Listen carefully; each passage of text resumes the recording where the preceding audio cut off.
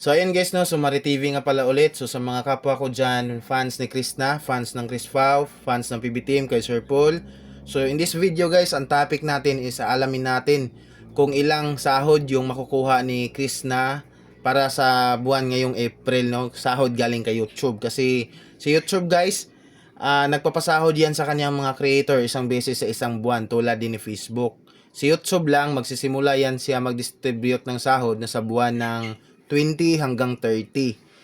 Dahil nga April 20 April 20 na ngayon, so i-check natin kung ilan yung estimated na sahod na ma-withdraw or makukuha ni Krishna. So nung last month, na sahod din ni Krishna is may ginawa din akong video. At kung gusto niyo makita yon, visit my YouTube channel. At kung pwede din, subscribe. Kung gusto niyo makakita ng laging ganito mga video, gusto niyo ng mga update sa mga iniidolo niyong charity vlogger, lalo na ang PB Team. So, subscribe nyo lang aking YouTube channel at i-like, may like button dyan sa baba.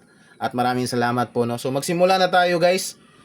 Dito kay Krishna, dito muna tayo sa kanyang subscribers para malaman nyo din kung ano yung full status ng kanyang YouTube channel. So, si Peking Koreana or Krishna, meron na itong 72,900 subscribers. Ayan. So, sa lahat ng kanyang video na na-upload sa kanyang YouTube channel, may umabot na ito ng total views na 9,417,638, no? At kung tanong nyo kung ilang video na yung na-upload ni Krishna sa kanyang YouTube channel, may 71 videos na siya, no? So 71 videos pa lang yung upload niya, pero malaki na ang kanyang subscribers ngayon, no? Guys, no, iba talaga yung hatak ni Sir Paul. So maintindihan naman natin yan kung bakit ganun talaga kabilis ang pag-boom ng YouTube channel ni Krishna. Dahil nga, alam naman natin kung ano talaga yung gaano kasikat si Sir Paul sa mundo ng pagcha-charity. Siya yung number 1. So, 4 million subscribers ngayon si Sir Paul, di ba? So, dito, excuse me guys, ginawa ni Krishna ang kanyang YouTube channel noong November 19, 2025. So, sa usapang views, So, sa usapang subscribers naman guys, kung ilan yung nadadagdag na subscribers sa YouTube channel ni Krishna for the last 30 days, is ito po na 7,900 subscribers for the last 30 days, no? At sa usapang views naman, kung ilang views yung nadagdag sa kanyang YouTube channel for the last 30 days, is nadagdagan ito ng 2.9 million. Ayan. Dito na tayo sa ating topic na sahod. So, bago tayo pumunta sa monthly or estimated na sahod ni Erna sa isang buwan, syempre, dadaan muna tayo sa kanyang daily average ngayon. Dahil ayun nga, expected naman natin na lumaki na talaga yung daily average ni Krishna ngayong buwan. Kasi ayun, nagka-issue, di ba? Yung Chris Pao. So, expected na mas malaki talaga nung nakaraang buwan kasi mas minahal si Krishna sa kabila ng nangyari, so may malaking views ang kanyang ina-upload ngayong buwan kumpara nung nakaraang buwan, di ba? So ang kanyang daily average ay $385. So ito yun guys, estimated to guys kung ilan, ito po yung estimate na pumapasok na sahod sa YouTube channel ni Krishna araw-araw, no? Sa isang araw may pumasok na estimated na $385. So, bukas naman, meron naman $385 na papasok. No? Kumbaga, arawan guys ba? So, i-convert natin yan into Philippine peso. So, ang pagbabasihan na lang natin is 59 kasi yun naman yung kadalasan na palitan sa pera natin sa dollars, di ba? So, 59 na lang. 385 times 59. Minsan lang nung mga nakaraang linggo, 'di ba, umabot ng 60, mga ilang araw din bumaba din ng 59. Minsan bumaba na din ng 58. Nasa lagi talagang 59 yung kadalasan. So, yun na lang po yung pagbabisihan natin, 59 sa isang dollar. So, dito 385 times 59. So, ayan. Merong estimated na pumapasok sa YouTube channel ni Chris na araw-araw na 22,715, no? Ito po yan ang kanyang daily average. At dahil tapos na tayo dyan sa kanyang daily average, syempre isusunod natin yung weekly average niya. Kumbaga, mga total nakita niya sa isang linggo, no?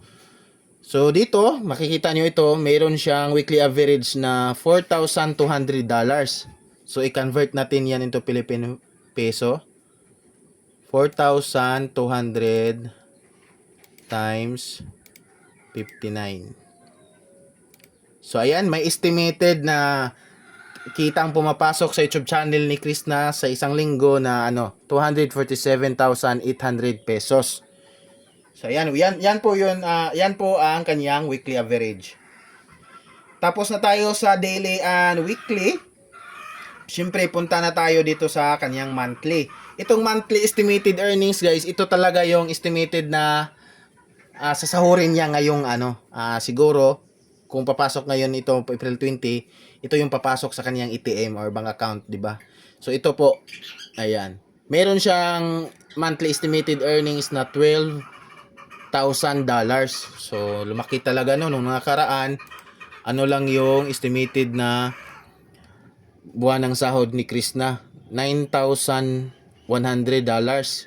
So umabot na ng 12,000, no? So $12,000. So i-convert natin 'yan into Philippine peso. 12,000 times 59. Ayan. Ito po yung estimated na masasahod ni Chris na ngayong buwan ng April, no? 708,000 pesos, no? So congratulations kay Chris na. Disclaimer lang guys ha. Kumbaga ang site ito is nagsusurvey to sa lahat, kahit anong YouTube channel ang i-search mo is lalabas. I-search mo dito is lalabas talaga itong website nito is ginawa ito para mag-survey kung ano na yung full status ng YouTube channel pati yung kitaan nila. Pero estimated lang. Pero hindi ibig sabihin na estimated is gawa-gawa lang nila, kundi malapit lang talaga yung totoong sahod nila. Pero yung kung ilan man yung totoong sahod nila, sila lang yung ang nakakaalam. Pero hindi po malayo dito, no? So expected naman niya na mas malaki talaga yung sahod na makukuha ni Chris na ngayong buwan. Kasi pansin ko kasi mas lalo siyang minahal sa kabila ng issue, no? Kahit na nahimik siya, hindi siya naglabas ng side doon sa issue ng Chris Pao is mas lalong siyang inappreciate ng tao at may naawa din sa kanya, no? So lumaki ang kanyang mga views, bagong upload pa lang yung video niya is malaki na talaga yung views at mabilis din yung pag-angat ng kanyang subscribers. So is expected talaga na malaki yung estimated na masasahod niya ngayong buwan na to ng Abril. So congratulations ulit kay Chris na, no, sa lahat ng kapwa ko dyan fans ni Chris na, fans ng Chris Pao. So sana magkaayos na sila ni Sir Paul para okay na, balik na sa dati, di ba? So ayan. So maraming salamat sa pagpanood ng video guys, at kung gusto niyo ulit ng mga ganitong video, gusto niyo maging updated sa members ng PB Team, lalo na kay Chris na, subscribe my YouTube channel at may like button dyan sa baba, i-click nyo lang dahil malaking tulong na po yun sa akin. At yung notification bell, pwede din nyo lang i-click para kung may bago akong upload, makareceive kayo ng notification at malaman nyo na may bago akong upload, no? So, and guys, maraming salamat sa manonood. God bless sa inyong lahat at ingat dahil sobrang init. Huwag kalimutang uminom lagi ng tubig. So, ayun, maraming salamat sa panonood and God bless sa inyong lahat guys. Bye-bye.